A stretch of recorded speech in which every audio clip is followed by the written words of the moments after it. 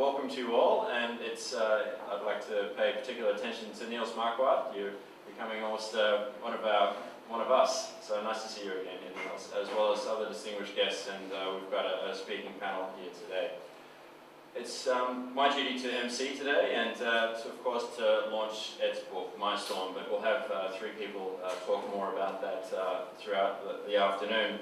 I first met Ed probably 6 or 7 years ago, and it was when the centre was just a thought, and we came to Ed trying to, as well as many other academics in the university who have US connections and US experience, and Ed has made a career on turning destructive entropy into success, and known for the master of disaster for many things, and we built on that reputation of his, and he was a key component of the reason why our bid was successful to win the right to host the centre. So it's a pleasure on many levels to be here to talk about it today. We have three speakers on the program today to launch Ed's book. First of all is Andrew West. It's my pleasure to introduce Andrew. Andrew is a journalist who spent a lot of time working in print and has written several books on politics. But more with the connection that we have with Andrew was we held an event that Ed helped to organise in Brisbane about 18 months ago called City of the Future, and Andrew was embedded with us for a couple of days, and we wrote some great pieces on that work. So it's a pleasure to welcome you back, Andrew. My pleasure. It's all yours. Well, thank you. Welcome to you all, Mr. Consul particularly, but also to Ed's colleagues and friends here today for the launch of My Storm. And if Ed can make jokes about being the master of disaster, I can say that it is almost appropriate that we gather for the launch of this book on a drenched afternoon. Now, it's an honour to take part in the launch of a wonderful book by a man that I respect, Professor Ed Blakely, a man whom I have come to consider a close friend over the last 5 or 6 years. When Ed and I first met, I was writing about transport policy and urban policy for the Sydney Morning Herald, and Ed and I would speak frequently of railway lines and urban densities and retail precincts and transit corridors.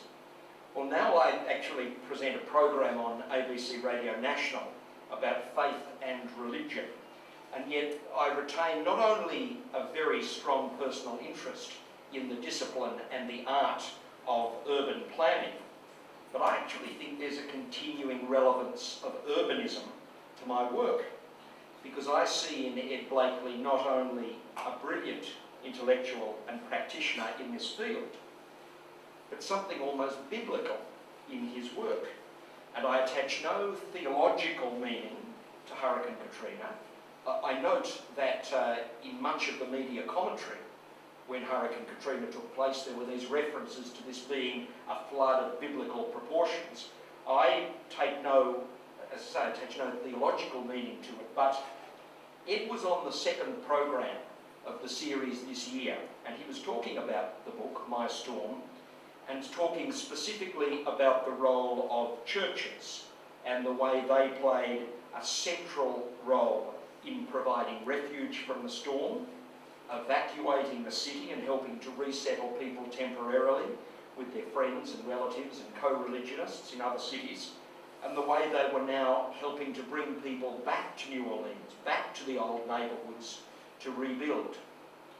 And Ed also spoke of his personal faith tradition in the Second Baptist Church, where his grandfather, I think, had been a minister. The concept of the city and what it shall be is central to the religious narrative. We think about Matthew's Gospel 5:14. Ye are a light to the world, a city on a hill that cannot be hid. And this injunction is so important, it follows the Beatitudes, the most famous part of Christ's Sermon on the Mount, the words preceded by the references to the salt of the earth. That is the importance that the concept of the community, the city representing the community, has. Now, John Winthrop, who was an early Puritan leader in New England, not a man with always agreeable positions, but he gave America an enduring vision, one that was evoked many times, especially by President Reagan. For we must consider that we shall be a city upon a hill. The eyes of all the people are upon us, so that if we shall deal falsely with our God in his work we have undertaken, and so cause him to withdraw his present help for us, and we shall be made a story and a byword through the world. Now, Winthrop's words have specific religious and theological meaning, so we don't have to take them literally. But brilliant urban planners such as Ed Blakely, and people who think about founding cities, or in the case of New Orleans, rebuilding cities, can take the words of the scripture and the words of Winthrop to be a metaphor for building a place for all people, people of all faiths and no faith, that will enable our best human instincts to emerge, and they are the human instincts towards community. At the weekend I heard a South African churchman remind me of that old Bantu saying that people are people through other people.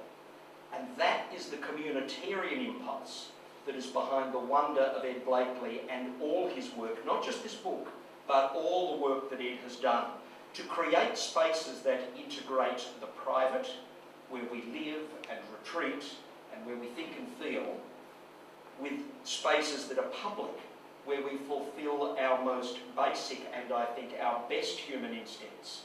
The more that we're with other people of all backgrounds and all faiths, the more enriched our human experience becomes. So city planners, especially those of the school of New Urbanism, of which Ed Blakely is one of the great leaders, are doing, I think, as much to nourish the soul in their work as they are to building houses and infrastructure and putting in railway lines. Now, of course, not everyone hears the message, at least not straight away, and politicians who make the final decisions about all of these things delay and obfuscate. And I can tell you, as a reporter covering transport and urban planning, it takes forever to do anything in this city, and that is a comment about successive governments of all persuasions. But fear not, Ed, and those like you, because I think that makes you like an Old Testament prophet, an Elijah or a Micah or an Isaiah, crying in the wilderness for a while, but sooner or later we all awake to the message. So it is a genuine personal honour to take part in this launch of My Storm, and to say to Ed Blakely, my friend, and also for some time my collaborator on various projects that we did together with the Herald, this is a marvellous book. I commend it to all, and I thank you for the opportunity. And I think it's now my duty to introduce Tony Gilmour, who's a former student of Ed's and the head of the Housing Action Network. Well, thank you, Andrew. We've had the saints, and now we follow with the sinners. My role is to represent the many students that Ed has helped over the years, which perhaps, given my advancing years now, is a little bit of an irony. I am a double graduate of this university, which always makes me a little bit worried to walk around the campus, because normally when, as an alumnus, you come back to one of these universities, they're after the checkbook. I left mine at home. I've also realised that there is no such thing as a free drinks reception at the university as well. So once you're on the database of Sydney University, you could be there for many years to come. So Ed Blakely, the academic, Ed had two disasters to sort out at the time, New Orleans and my thesis. Thankfully, it was hopefully a smaller storm that passed over my research. I always found Ed to be in the role of a wise uncle, and he felt like part of the family. And for those of you who've gone through this particular ordeal, you'll realise how much family support you need at those times. Ed really knows how to read people. He's very, very skilled with individuals. And I think he realised with me, not a fresh student turning up, that I'd had some experience before. So he was quite happy to give me a certain amount of freedom, although increasingly he would pull me in when I strayed off into the wrong direction, which did happen occasionally. But interestingly, although I was completing my studies while Ed was the other side of the world, I've never really found anyone in academia who got back to me so quickly. I don't know, Ed, but I don't think you ever slept. Because I could send you an email morning, noon and night, whatever the time difference is, and you would get back to me straight away with very coherent answers. Many people who've done research in the same country take weeks to get hold of their supervisors, not me, and it was always there for me.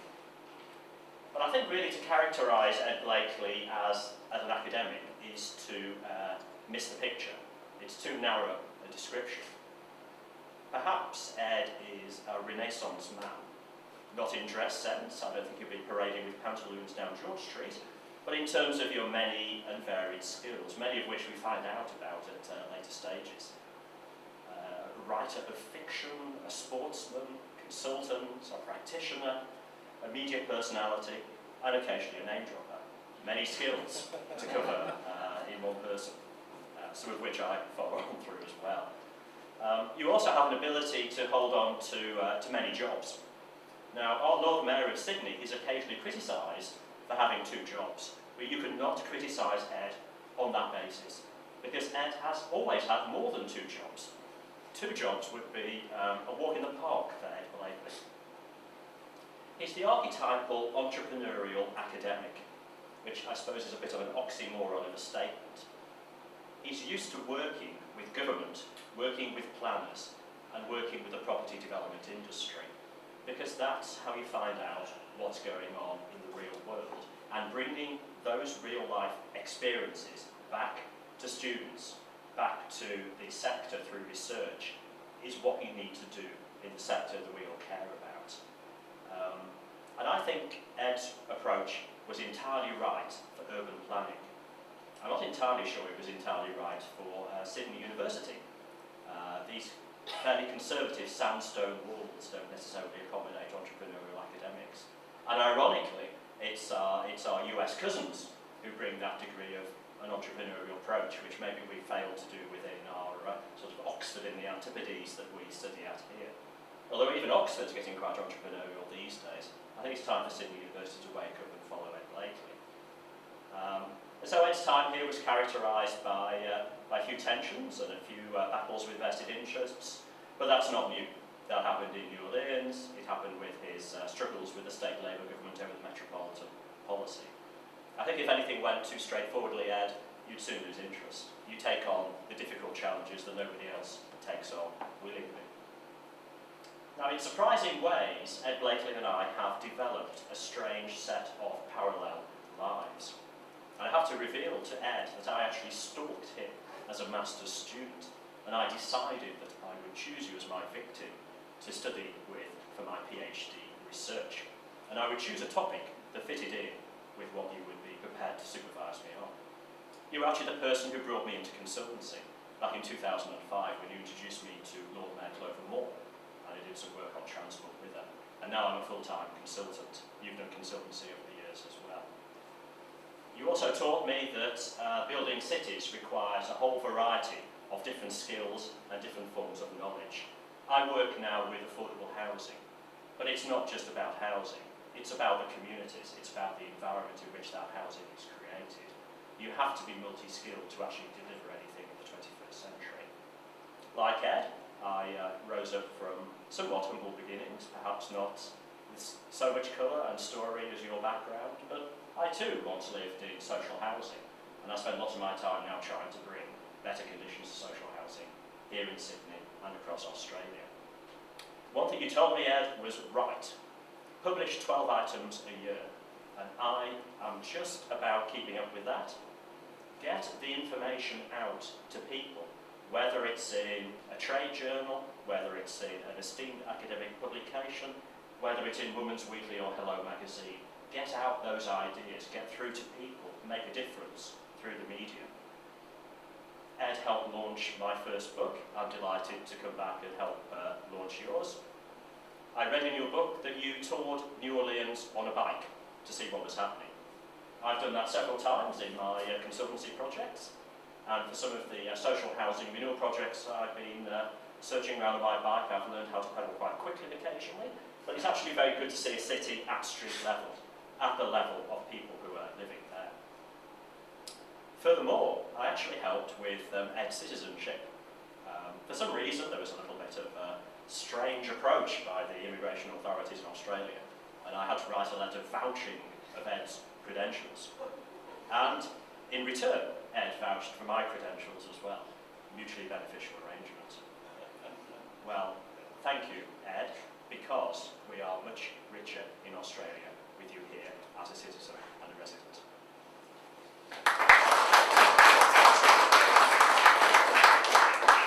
And I'd like to introduce now Simon Jensen, who is a good chap because he's both a consultant and he's studying for a PhD, although he is at the University of New South Wales, but we'll forgive him for that sake. Simon.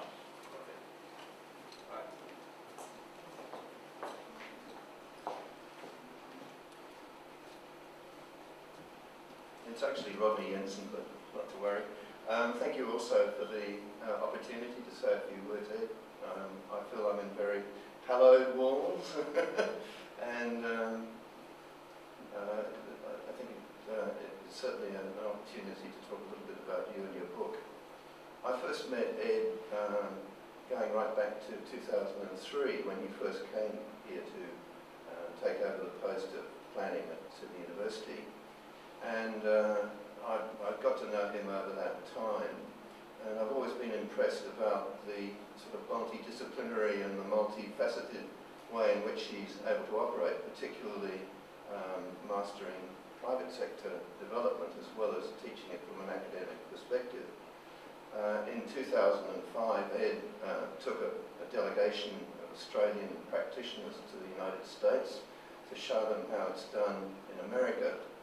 And as a result of that experience, he was kind enough to write a report for my online newsletter called Cityscape. In fact, it was the very first edition of Cityscape which Ed wrote a piece about, and that was a very good start to have somebody of his stature contributing to Cityscape.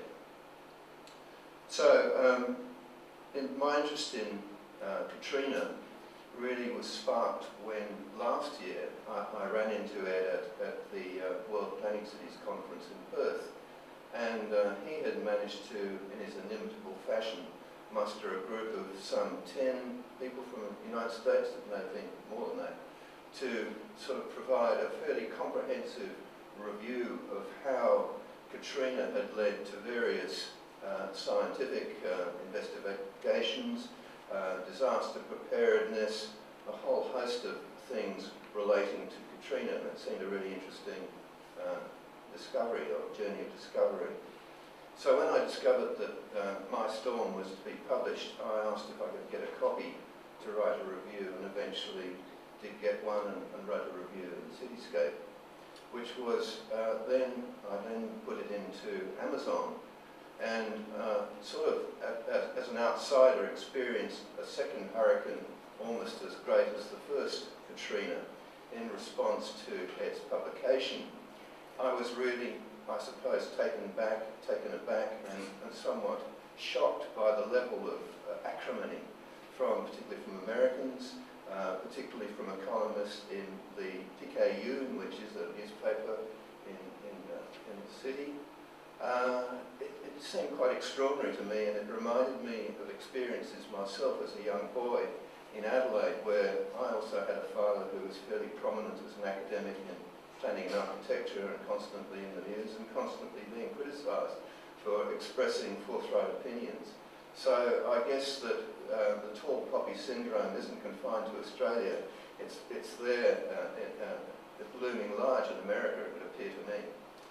The thing is, indeed, it's the thing which and the other speakers have said this, that I think I particularly admire about you, Ed, that you're not frightened of expressing your views about various planning issues. You come at it from not simply a traditional architectural or urban design perspective, but you're looking also at socio-economics and cultural things, and that came across in the book. I also found the book a very good read, and I highly commend it to you, because it's written not so much as an academic might write with a citation every line and words which nobody understands, you have to look up in a dictionary.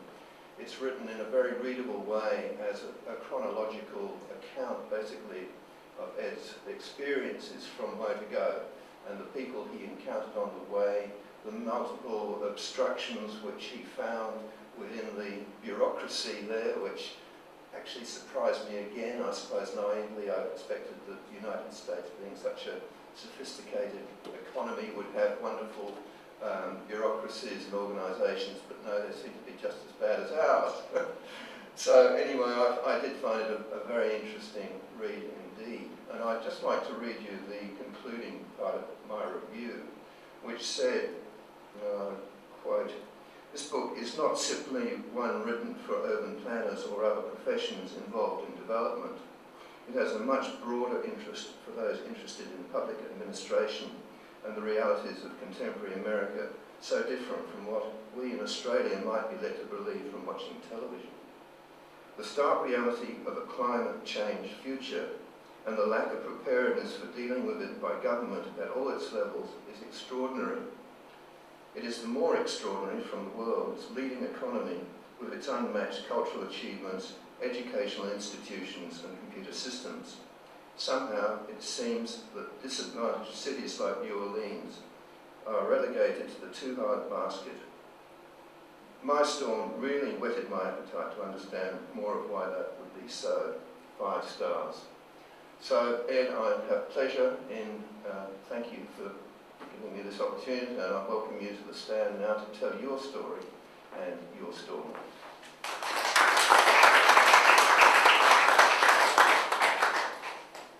Well,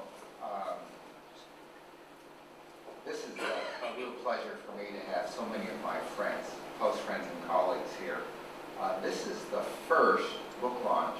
I think this is my 15th book or something like that. This is the first book launch I've ever done, except for the very first book I wrote with a good colleague named Ted Bradshaw, who's now passed. I think you knew him, John. And I just want to say for a moment, I really miss him. Person I worked with that long, and he's now gone. I want to thank the University of Kyoto in Japan, because they gave me a little mini sabbatical there, 3 months to write this book.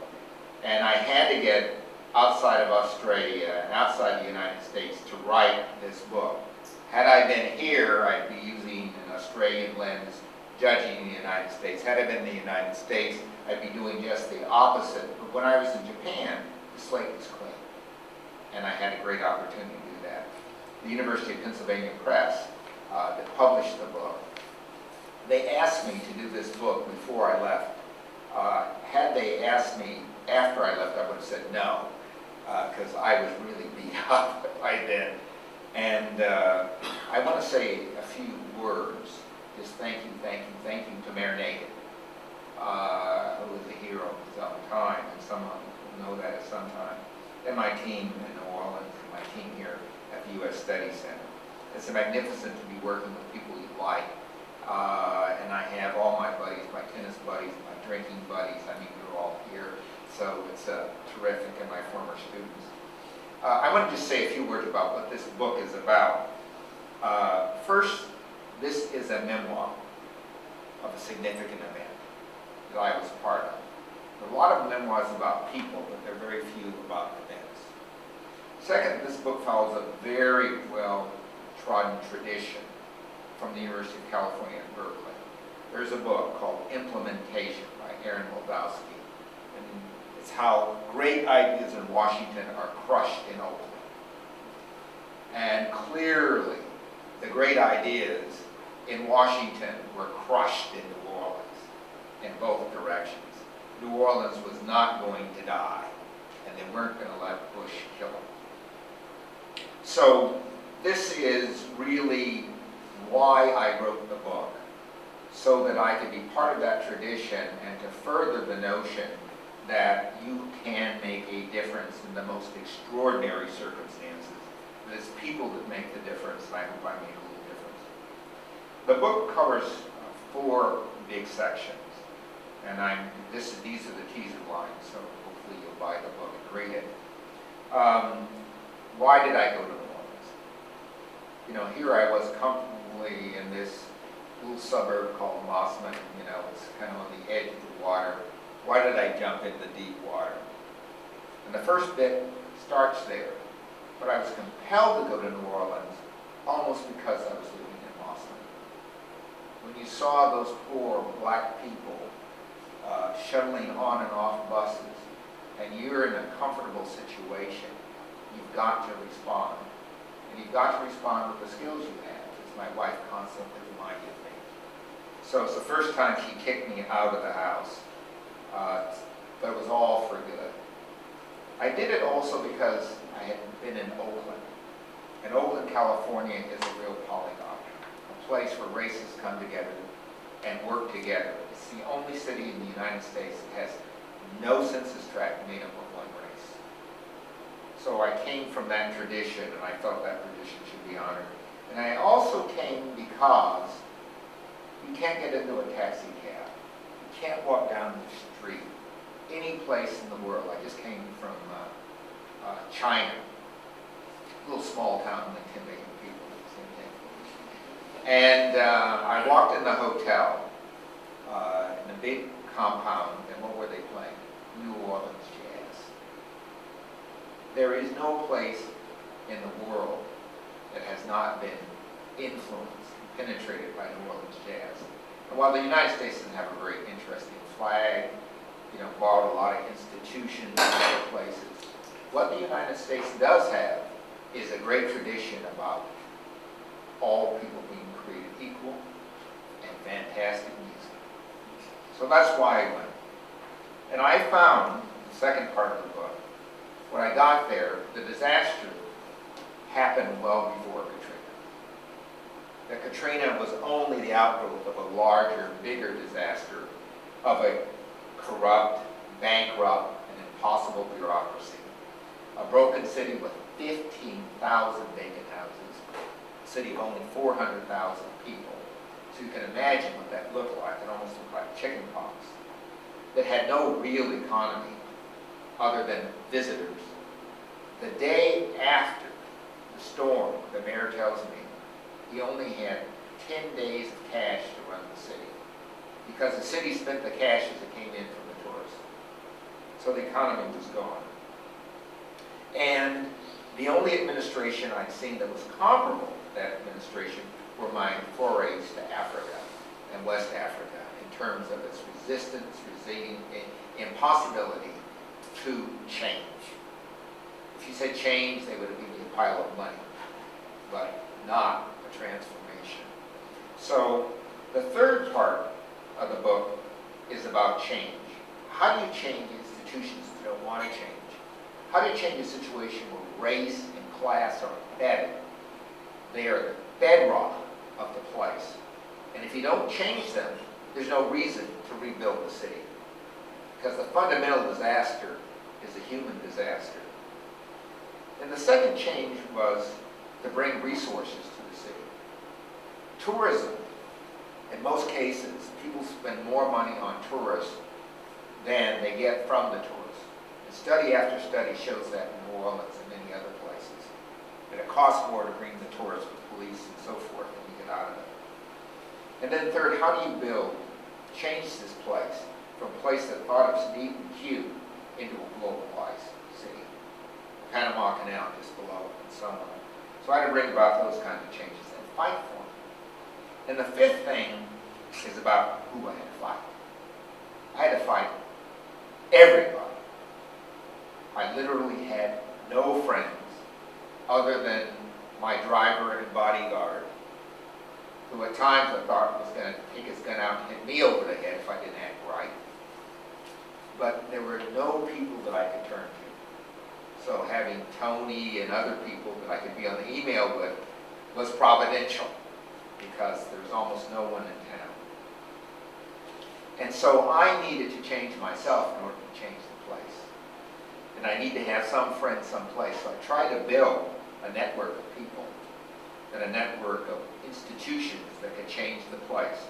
And I think we came very close. But as you'll see in the book, there are people there who call themselves the recovery agency that did not report to me. There are people there who thought they should get all the money from the federal government, but had no central role. And had I said yes to them, I would be wearing a real striped suit. The number of people who go to jail in New Orleans is about the same number of people who take baths here. So the important thing that I had to learn is that you have to bring people with you and to you to do this. And the last part of the book is about my failures. I did fail in trying to rebuild a multicultural leadership institution. I failed there. I was a failure with the New Orleans PICIAN because the truth is not something they like to hear. Unlike the Sydney Herald, where I had good friends, they didn't want to hear it. And so I failed there. But on television and so on, you did all right.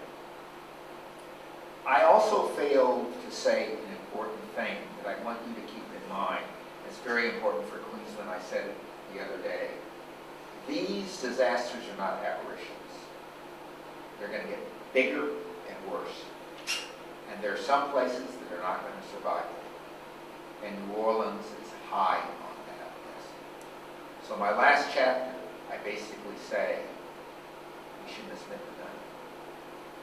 We should have moved New Orleans, moved the people of New Orleans, to give the music a chance. So if we're going to dance again, it's going to be in a different place. Thank you.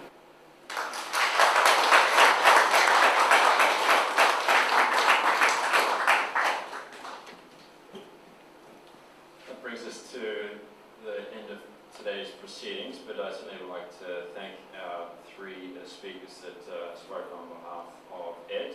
There's Andrew West, Tony Gilmour, and Rodney Jensen. But of course, we're here to congratulate Ed on his fantastic new book. So please join me in congratulating Ed.